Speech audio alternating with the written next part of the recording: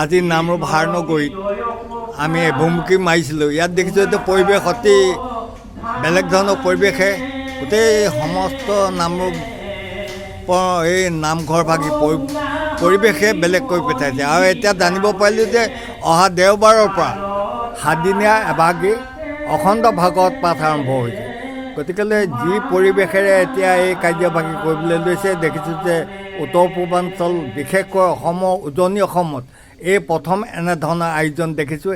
সেয়ে আমি আজি উপস্থিত হৈছোঁ আৰু এতিয়া আমি ইয়াতে লগ পাইছোঁ ইয়াৰ সভাপতি বীৰেন শইকীয়া ভকত প্ৰভু। তেখেতক আমি সুধিছোঁ যে বীৰেন শইকীয়া প্ৰভু, এই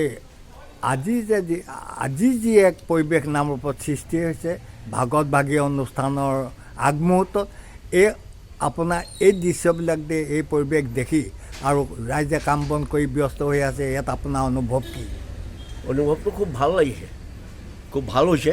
কাৰণ হাৰনগৰী বৰনামঘৰৰ আমাৰ এইবাৰৰ সৈতে প্ৰায় 12বাৰমান আমাৰ ভাগৱত হৈছে, অবিৰত ভাগৱত পাঠ। আমি দূৰ দূৰণিৰ পৰা ভকত বৈষ্ণৱ আনি ইয়াক মানে শ্ৰৱণ কীৰ্তন কৰোৱা হয়। গতিকে আমি সমূহ ভক্তপ্ৰাণ ৰাইজক আমি নিমন্ত্ৰণ জনাইছোঁ। আৰু আমি দূৰভাষ যোগেদি আমি বহুত আমাৰ থাকি যোৱা আগৰ ইয়াৰ পৰা নামৰূপত যিসকল কৰ্মৰত হৈ আছিলে সেইসকলক আমাৰ যাৰ ফোন নম্বৰ আছে সকলোকে নিমন্ত্ৰণ কৰিছোঁ। আৰু যিসকলৰ ফোন আমাৰ নম্বৰ নাই, হয়তো আমি তেখেতলোকক জনাব পৰা নাই, তাৰ কাৰণে আমি দুখিত। আৰু আমি হাতযোৰ কৰি অনুৰোধ কৰিছোঁ এই অনুষ্ঠানত প্ৰচাৰৰ যোগে আহি যাতে তেখেতলোকে আহি আমাৰ এই অনুষ্ঠান ভাগত আহি আমাক দিহা পৰামৰ্শ, সহায় সহযোগ আৰু সকলো ফালৰ পৰা যাতে উপস্থিত থাকি আমাক আদিৰ পৰা অন্তলৈকে আমাক তেখেতলোকে যাতে আমাক উপকৃত কৰে, তাৰ কাৰণে মই তেখেতলোকৰ চৰণত প্ৰাৰ্থনা জনাইছোঁ।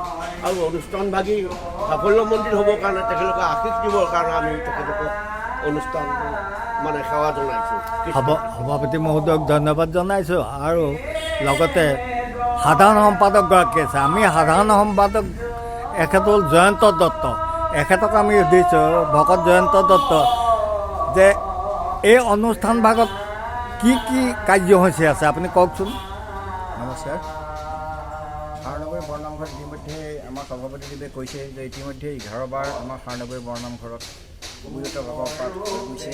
আৰু এইবাৰ আমি 12 নম্বৰ বাৰ আমি হাৰনগৰী বৰনামঘৰত অবিৰত ভাগৱত পাঠ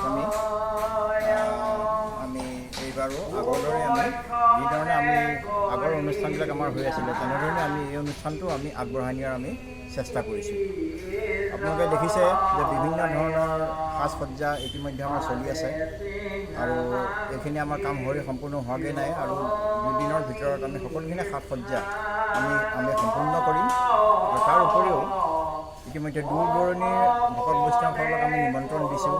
আৰু আমাৰ নামৰূপৰো যিখিনি ব্যক্তি আঁতৰত আছেগৈ, আমি তেখেতসকলকো আমি নিমন্ত্ৰণ দিছোঁ যাতে আমাৰ এই অনুষ্ঠানত তেখেতসকলে সহযোগ কৰে, তেখেতসকলে আগভাগ লয়। গতিকে আমি সকলোকে আপোনাৰ এই চেনেলৰ যোগেদি সকলোকে আমি পুনৰবাৰ নিমন্ত্ৰণ জনাইছোঁ। আৰু আমাৰ অহা 22 তাৰিখৰ পৰা 29 তাৰিখলৈ মুঠতে এই 7টা দিন 7টা ৰাতি আমি ইয়াত অবিৰতভাৱে এই মহাভাগৱত শ্ৰীমদ ভাগৱত অবিৰতভাৱে পাঠ হৈ থাকিব। সমগ্ৰ বিশ্বৰ মানৱকুলৰ জীৱকুলৰ মংগলৰ বাবে আমি এই অনুষ্ঠানভাগি আগতেও আমি অনুষ্ঠান কৰি আহিছোঁ আৰু এইবাৰো আমি এই একে উদ্দেশ্যৰে আমি এই অনুষ্ঠানভাগি আমি অনুষ্ঠিত কৰিবলৈ লৈছোঁ। সম্পাদক মহোদয়ক ধন্যবাদ। আমাৰ আতৈগৰাকী আছে, আতৈ বহুত বছৰৰ পৰা, কিমান বছৰ হ'ল আপুনি এই নামঘৰ ভাগিত থকা? মই ইয়াত এতিয়া 16 বছৰ হ'ল। 16 বছৰ কাল মই এই বৰনামঘৰ হাৰনগৰী বৰনামঘৰতে নামঘৰীয়া হিচাপে ভগৱানৰ ভকত বৈষ্ণৱৰ আশীৰ্বাদত ইয়াতে কৰ্মভাগী কৰি আছোঁ। মোৰ ঘৰ মাজুলী বেজগাঁৱত আৰু আজি মই 16 বছৰ হৈ গ'ল ইয়ালৈ। গতিকে ইয়াত মই ৰাইজৰ মৰম চেনেহ পাই বৰ আনন্দিত হৈ মানে ইয়াতে ভকত বৈষ্ণৱৰ সমাজে আমি ইয়াতে বাসস্থান কৰি পেলাই ইয়াতে সোমাই আছোঁ। আৰু সম্পাদক মহোদয়, আমি যে এতিয়া মই বিশেষকৈ উজনি অসমত প্ৰায় অনুষ্ঠান চাই আছোঁ, কিন্তু আজি দেখিছোঁ যে আপোনালোকৰ নামঘৰ ভাগৰ উপৰিও আশে পাজৰে আপোনালোকে বিভিন্ন ধৰণৰ ইয়াত মানে তম্বু তৰি বিভিন্ন ধৰণৰ ব্যৱস্থা কৰিছে। এইবিলাক ব্যৱস্থা কিয় কৰিছে আপুনি কওকচোন, এইফালে চাওক।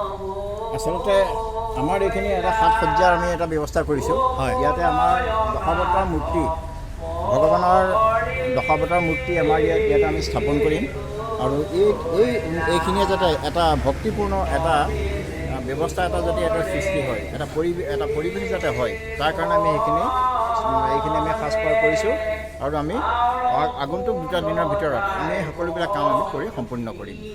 তেতিয়াহ'লে নামঘৰ ভাগিত প্ৰথম সোমোৱাৰ পূৰ্বে যাতে সকলোৰে মনত এক আধ্যাত্মিক ভাৱ আহে, নিশ্চয় তাৰ কাৰণে ইয়াৰ কাষত এই নামঘৰলৈ সোমোৱা দুয়ো কাষে এনেদৰে ব্যৱস্থা কৰা হৈছে আৰু ইয়াত বিভিন্ন প্ৰতিমূৰ্তি থাকিব, নহয় জানো?